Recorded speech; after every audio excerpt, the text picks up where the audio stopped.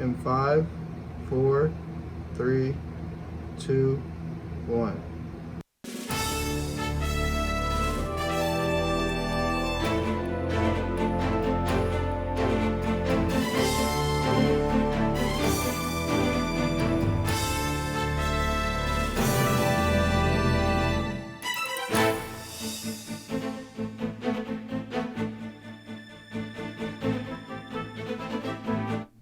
Hello everyone, it is Friday, April 12th, and I'm your host, Joann. And I'm Maggie Kell. Thank you for tuning in to this week's episode of Watching Washington. On Tuesday, the Arizona Supreme Court ruled that a 160-year-old abortion ban is still on the books and is enforceable. The 1864 law, first enacted while Arizona was still a territory, makes performing an abortion or helping a patient obtain one at any state of pregnancy from the moment of conception a felony, punishable by 2 to 5 years in prison. The only exception being to save the life of the mother. Democratic leaders from the state were quick to respond. Senator Stabenow mentioned 1 out of 3 women live in a state that have an extreme abortion ban. Well, about 30 minutes ago, that number went up. This is going to criminalize doctors for doing their jobs, and it's going to have a devastating effect on the health and freedom of women in Arizona. It's going to put lives at risk. Let me be completely clear. As long as I am Attorney General of the state of Arizona, no woman or doctor will be prosecuted under this draconian law. On Wednesday, efforts to repeal the law were blocked by Republicans in the state legislature. The issue, however, could soon be in the hands of voters. Abortion rights groups in the state have been collecting signatures to place a constitutional amendment on the ballot this fall. The proposed amendment would guarantee the right to receive an abortion up until fetal viability, or about the 24th week of pregnancy. Later, abortions would be allowed to protect the life and health of the mother. Arizona is one of several states where abortion access could be on the ballot this fall. House Speaker Mike Johnson is under serious threat to lose his job. Johnson has the smallest voting majority in history, and he is awfully close to being ousted as the House Speaker. U.S. Representative Marjorie Taylor Greene has been very outspoken about trying to oust Johnson because of his support for funding Ukraine. Taylor Greene filed a motion to remove Johnson last month, and since then she has done anything she can to get Johnson removed from the Speaker's office. Taylor Greene is confident in her case moving forward. The current Speaker of the House we have right now is getting rolled in every single meeting. He is negotiating from weakness. At the start of last week, the community of Sulphur, Louisiana was issued to shelter in place as a high-pressure leak was detected from a carbon capture pipeline. Firefighters were called to the scene as carbon dioxide was found leaking, and pipeline operator representatives arrived 2 hours later. The shelter place was issued for residents within a quarter-mile of the North Sulphur pipeline. Now, local residents are raising concerns as this pipeline has recently seen a pattern of safety lapses. One resident feels that the CO2 leak could reiterate concerns surrounding the infrastructure safety and said, quote, coupled with a previous serious incident in Sertisha, Mississippi, which necessitated evacuations and medical treatments due to a similar pipeline failure, these events underscore the perils tied to handling and moving CO2 in large volumes, end quote. The Louisiana House Committee on Natural Resources and Environment has since heard a discussion on 2 bills on carbon capture and storage regarding location and emergency response. This week, Japanese Prime Minister Fumio Kishida visited Washington, D.C., and the president. This trip comes after Biden announced that he opposes the planned sale of Pittsburgh-based U.S. Steel to Nippon Steel of Japan. Biden and Kishida also discussed the security situation in the Pacific, the war in Ukraine, and the Israel-Hamas war. This was the 5th state dinner during Biden's presidency. Kishida also announced Japan's gift for DC. I know that the National Park Service is undertaking a rehabilitation project in the tidal basin. As a gesture of friendship, Japan will provide 250 cherry trees that will be planted there in anticipation of the 50th anniversary of your independence. Cherry trees have become a symbol of alliance between Japan and the U.S. and a popular tourist attraction in Washington, D.C. The Japanese yen has dropped to its lowest value in 34 years this Wednesday. The exchange rate stands at 152 yen for every American dollar.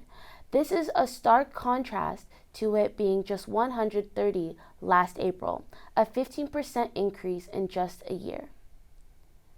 Stagnation in the Japanese economy has been heightened by price inflation in recent time. The lack of growth is congruent with Japan's shrinking and increasingly older population, resulting in a shortage of young workers. In order to combat economic stress, the Bank of Japan, also known as the BOJ, had raised its historical negative interest rates to 1% a few weeks ago. But the BOJ's governor, Kazuo Ueda, said that they ruled out any more rate hikes due to the potential instability it may cause in the housing market. The Environmental Protection Agency issued new rules to protect people living in areas near chemical manufacturers. More than 100,000 Americans live within 6 miles of factories that release toxic chemicals, increasing their risk of getting cancer. One new rule cuts the number of hazardous pollutants factories are allowed to release. The EPA says they will cut the cancer risk for people in those communities by 96%. The rule will also require real-time air monitoring at the perimeter of the company properties. That will alert companies when hazardous pollutants are leaking from their plants. The agency says it plans to make the air monitoring data publicly available. According to Reuters, 3 sons of the Hamas leader Ismail Haniyeh were killed in an Israeli airstrike in the Gaza Strip on Wednesday. The Palestinian Ismailist group and Haniyeh's family said Haniyeh, who was based abroad in Qatar, has been the tough-talking face of Hamas's international diplomacy on the war with Israel has raged on in Gaza. The 3 sons, Hazim, Amir, and Mohammed, were killed after the car they were driving in was bombed in Gaza's al-Shati camp, Hamas said. 3 of Haniyeh's grandchildren were also killed in the attack, and a 3rd was wounded, according to Hamas media. Quote, on Tuesday, it was studying an Israeli ceasefire proposal, but that it was intransient and met none of the Palestinian demands. Our demands are clear and specific, and we will not make concessions on them, end quote. The blood of my sons is not dearer than the blood of our people, said Haniyeh, who told Pan Arab Al Jazeera TV. Thank you, Joann. Up next, an update from the Maryland governor about the Francis Scott Key Bridge. Plus, we take a look into the inflation report from the Dow Jones. Stay with us more, watching Washington next. The Center for C-SPAN, which is this organization, the CCSC, what we do is we facilitate like a bunch of organizations, different programs for Brian Lamb, which is the founder of C-SPAN. Anyone can be part of CCSC, whether it be through our various internships, our competitions, just to be involved, even like our student community meetings that we have every week. Anyone can go, you don't have to be communications or poli-sci. You just meet so many people, the connections you make is kind of crazy, the range that CCSC has. So yeah, it's just provided me so many opportunities to like kind of achieve the goals I have personally and forward to like whatever career paths I choose. At Purdue University, we're not just students, we're future leaders. Join Air Force ROTC to embark on a journey of honor, excellence, and service. Learn, lead, and soar to new heights. It's not just a commitment, it's a calling. Purdue Air Force ROTC, where dreams take flight. Are you ready to rise? I got a switch in my head. I go from living to dead. You got me seeing all red. Now I'm becoming. Welcome back. We start with an announcement from members of Maryland's Congressional Committee that a new bill will have the federal government cover the cost of rebuilding the Francis Scott Key Bridge. Usually, the federal government will pick up 90% of the bill, while the state will cover 10% during disaster-damaged highways and bridges. Officials say it is unclear how much money will be required to replace the bridge. Some experts believe the bridge will take at least 18 months and around $400 million to rebuild. Cardin also said the final tab will depend on the design of the bridge and the modern technologies included in to accommodate the barge traffic. According to NPR News, President Biden vowed to cover the cost of the bridge last Friday, but said the work would be done by union labor. This could potentially set up a funding fight with the conservative wing in the House of Representatives. On Wednesday, a significant drop in U.S. stocks was reported after inflation figures for March were higher than expected. The blue chip Dow concluded with a 422-point drop, equivalent to 1.1% drop. Technology stocks were reported to fall 0.8%. This decrease has caused stress towards investors since they believe the higher than expected inflation might cause the Federal Reserve to delay the interest rate reductions that have been hinted at to occur later in the year. When interest rates are increased, financial markets typically experience declines, and sectors such as housing and utilities also often suffer.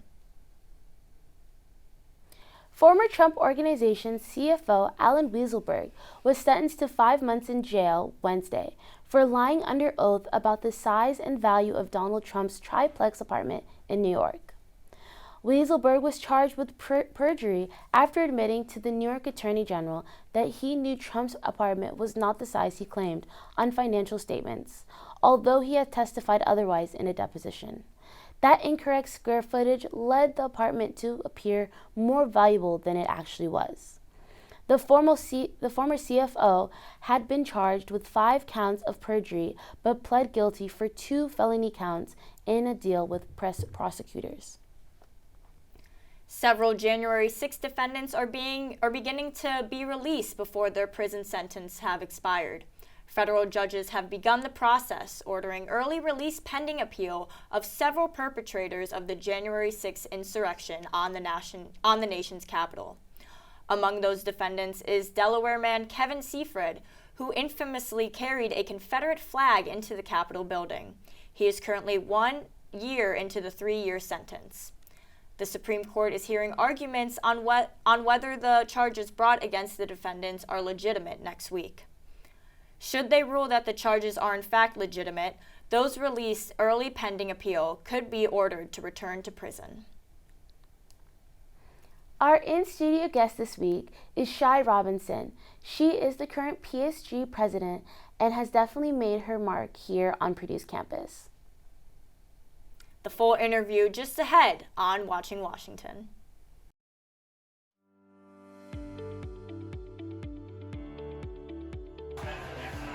Are you looking for a new hobby? Or you want to have a fun evening with your friends?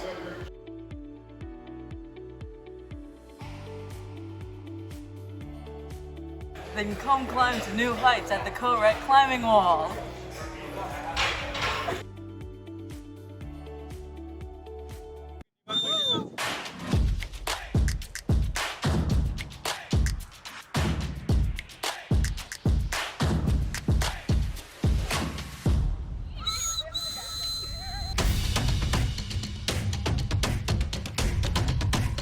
We are energetic, we are motivating, and we are unique.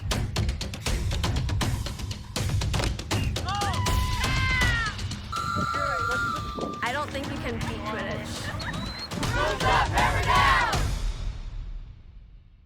Imagine a world where Olympics and Paralympics are unified as one, and where all athletes at all levels have equal opportunities to play and perform at their full potential. Athletics has been such an influential and transformative aspect of my life. To So to me, RISE is about ensuring that every person that has the desire to participate in sport has the opportunity to do so. This organization is about recognition. We believe in recognizing excellence where it is found, especially in Paralympic sports. RISE is about driving change in our community and beyond. We hope that through our events and initiatives, we can galvanize people for our cause and inspire them to create an ever-growing network to help achieve our mission. It's about connecting people of various backgrounds and who truly care about creating meaningful change together. We develop projects and hold events to bring people together at the interface of inclusivity, sports, and engineering. Our goal is to promote the equality of all sports and to improve sports performance and accessibility. Join us so that you can have a major contribution in creating meaningful change.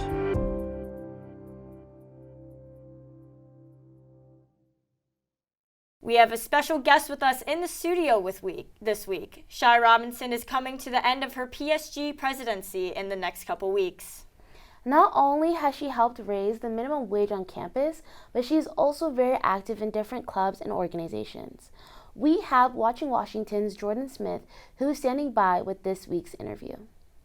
Thank you, Maggie and Joann. I have the honor of speaking with current Purdue Student Government President Shye Robinson with me today to discuss her term in office. Thank you for being here, Shye. Of course. My first question is, you recently negotiated a plan to increase the student worker wage to $9 this July, and then it's going up to $10 the following July. Mm-hmm. Tell us about the impact you hope this wage increase will have. And part of the resolution also called for a continuous evaluation each year. What do you hope happens in the future for that as well? Well, I'll start off with a little bit of a preface. So there's an internship offered for the PSG presidency. And so last summer I spent a lot of time researching different Big Ten universities and what they pay their students. I think that every student should be able to live with dignity, and I think part of that is having financial means to, afford a variety of things. I know that living costs have gone up a lot around campus. I know housing is also a big issue, and housing prices are astronomically high. And so I thought that this initiative was incredibly important because I do know that I'm a psych major, and I know that financial stress is one of the biggest contributors to a lot of stressful life events during college. And so the first thing that I hope that I can accomplish with this is to reduce that financial stress and financial pressure on our undergraduate students. I also want undergraduate students to feel as though they have a voice in Purdue student government and that their issues are heard and actually acted upon. I talked with many students who are working 2 to 3 jobs, and they're conveying how difficult it is, and my heart goes out to them. And so that's student life impact. In terms of the greater university impact, I'm very grateful that this initiative was actually considered and it actually was enacted. I wanted it to be $13 by fiscal year 2028, which would be 2029. And so in the original plan, I had laid out steps to do so. But that, it didn't happen, and that's okay because I think that small wins are still wins nonetheless. And so I hope that continuously the minimum wage will increase. I hope that we don't have to go another 5 years without an increase or adjustment to our undergraduate student pay bands. And so I don't know if I answered the question, but I think that is the impact that I would like it to have. Yeah, so kind of looking at your whole list of repertoires that you've done, you were a part of Boilers Go to DC, Mortar Board, alumni mentoring. You're also a double major on top of being Purdue President PSG in political science and brain and behavior science. How have all of these experiences and opportunities kind of shaped the way you decided to lead PSG and the issues? Well, you kind of talked about the issues you set out to tackle, but how has it allowed you to kind of lead PSG? Sure, that's a loaded question. So I have had a lot of really great experiences, and that's one of the things that I love the most about my time here at this university. And I think that every single experience that I've had has just shaped and molded my character in a particular way. Hopefully good, right? And so in terms of the impact that it is translated into PSG, I always want to be an approachable leader, I would say. I don't even want to call myself a leader, but I think that if you're the president of an organization, that's a pretty big leadership role. And so I want to be someone who's approachable, but also someone who's realistic. I think that a lot of what my experiences have taught me is that you have to work hard to do anything. And so I worked hard to be able to afford a scholarship to go on BGDC, During my time there, I worked hard in trying to make the most of the experiential learning experience, obviously, and getting mentorship as well. My mentor from Boilers Go to DC, he's phenomenal. He works in DC, and so a lot of the times he has anchored me and given me a lot of guidance, especially because being in this role can be a little bit stressful for obvious reasons. And so I think that all of my experiences have just kind of accumulated into who I am today. And who I am today is the president of Purdue Student Government. And so they just add to my character and who I am. I was gonna say it definitely shows through. But if you had more time as Purdue PSG government, or at least another term, what is another issue that you would like to tackle and find a solution to? Yes. Well, one of the things that I really did try to work on, but it kind of didn't go as planned, is advocacy for the Southwest Asian North African Cultural Center. I worked very closely with SWANA for short, the SWANA Student Union, and I know that this is something that they've been super big advocates for. Purdue Student Government last year, when I was a senator in the College of Liberal Arts, we passed a bill or resolution showing our support for this. And so I truly wish that I could have done more advocacy in that avenue. I also wanted to pursue a period project in the residence halls. I know that currently there exists some menstrual products in I think some of like the women-only residence halls, but I really wanted to contribute funds to hopefully expand that to all residence halls, regardless, co-ed or not.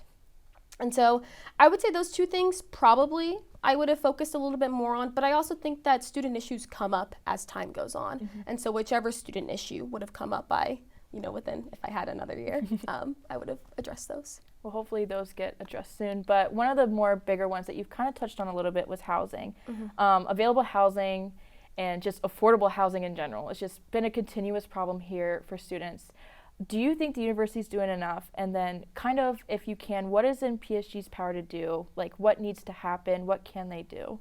So, as student body president, I get to sit on the Action Council for Housing and Wellbeing. And this was created by Provost Wolf and President Chang this year to address the housing crisis. A lot of people have called it, and it truly is. And so I think that the university is well aware that we have a lot of students and not a lot of housing. And so they have taken the necessary steps. I know there are multiple surrounding property owners who are building more housing. I know we just have a new residence hall that's currently being constructed. And so I think that they have realized this is an issue and that they have encouraged and tried to address this issue as best as they can. I know that this, from my conversations and what has been continuously communicated with me, is that this is not an issue that's going to solve itself overnight. And so, but any steps that we can take to make it better, I think, is what they're trying to do. I was going to say, I've definitely seen the new residence hall. Yes. It's huge, and I've seen multiple apartments going up. So I know things are happening, maybe not at the pace people want, but they are happening. And so there's a lot of positions with PSG. You're the president, and there's a multitude of other positions that are on the website. How can someone that is interested in being part of PSG kind of get involved or join? I think it depends on what your interests are. I mean, the first thing that I say is, are you following our Instagram? Do you know what our website is? Just so that you're an informed constituent. Are you reading the emails that we send out? I think that's like the direct one-to-one participation, because you can reach out to those who do represent your interests, and whether that be in the Senate. So a little bit of the structure, not to talk too much about the structure, but we have 3 different branches. We have the judicial, or the Purdue Student Supreme Court. And so we get a lot of students who are interested in becoming lawyers or going to law school because the process is very similar, where you have cases. We deal a lot with like traffic concerns or ticket violations from students, and they can come appeal in front of us. A lot of people don't know that. And so that's one way you can get involved. You can start off as a clerk, just taking notes, and then become a justice, where you actually get to, delegate. I was a senator, but that can be a little tricky. So there are 3 senator spots open for every college. and you basically campaign during this time because we're in election season right now. And you can reach out to your student council and try to get elected that way, or you can actually campaign and do it. So that way, people who are interested in having that really like visually facing initiatives, I think pursue Senate. Like I said earlier with the SWANA bill, the SWANA resolution. Resolutions go to the University Senate, where there's just another platform where you can really try to advocate for student concerns. And so if you're interested in that, that's the process. And then lastly, we have the executive branch. I think that this is maybe the more, we do a lot of events in the executive branch. We have 9 different committees, I'm sure. Actually today, like we have a clothing swap from Sustainability Committee in Kroc from 12 to 3. And so they put on a lot of events that students are interested in coming to, participating in, but you can be a director. So you can be the person who are part of the committees and you're planning the event, or you can be the executive director and actually, head that committee. And that's a leadership role in and of itself. And then I guess you could say cabinet, which is like technically the executive, broad overview of the organizational leadership positions. So myself, I'm on cabinet, the vice president, chief of staff, chief justice, etc. And so that's one way. All of those positions are appointed by the president though. So it's a matter of, what's your experience like in PSG, and do you have a good relationship with the president, and are you a good worker? So that was a lot, but those are the different ways that people can get involved with PSG. So it seems very easy, numerous avenues that people can take depending on what they're interested in. Yes. It's very neat. So lastly, if you could go back and give yourself advice at the start of your presidency, or if it's easier for the incoming president and VP, what would you say? I hate this question. It's so hard because I think that this experience is just like one you have to learn, by doing. I got advice from the former president and I listened to it, but you don't necessarily know what to expect unless you're in this position. And so I guess that is my advice, is to come in with an open mind, to be open-minded, and to also have an initiative that you are very passionate about and that you can really put all your time and energy and resources into. Because of course you can do that, or you can work on a lot of different, issues that come up on campus. But for me, what I found is having a singular initiative that I can always talk with, administrative folks about, and really just be, outward facing in that regard. So be open-minded and actually take time for yourself as well, but it's hard. So. Well, I think that's perfect advice that we can all follow. That's all the time we have for today. I want to thank you to our guest Shye for being with us today, and thank you for watching. We'll see you next time for our final episode on Watching Washington.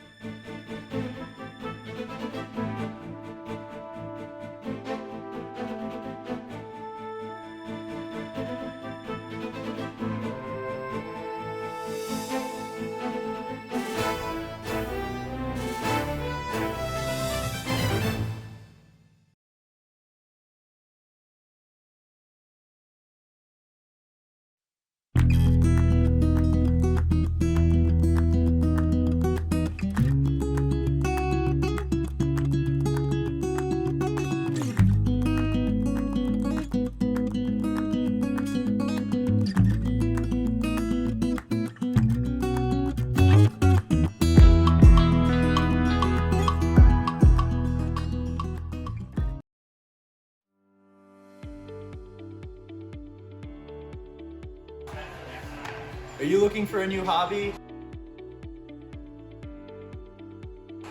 Or you want to have a fun evening with your friends?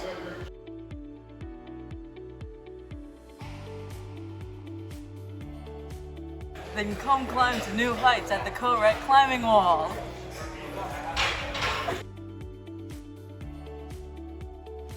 Hi there, my name is Vikram Jaithlak and I'm the founder and president of the Purdue chapter of the University Blood Initiative. Over the past 2 years, we've been able to collect over 300 pints of blood to be donated to local hospitals, and you can be the next one to help out. I donate my blood at the University Blood Initiative. Hi, I just donated blood through the University Blood Initiative. Hi, I just donated blood through the University Blood Initiative at Purdue. Right, I donated my blood through the University Blood Initiative at Purdue. And I donated my blood at University Blood Initiative at Purdue.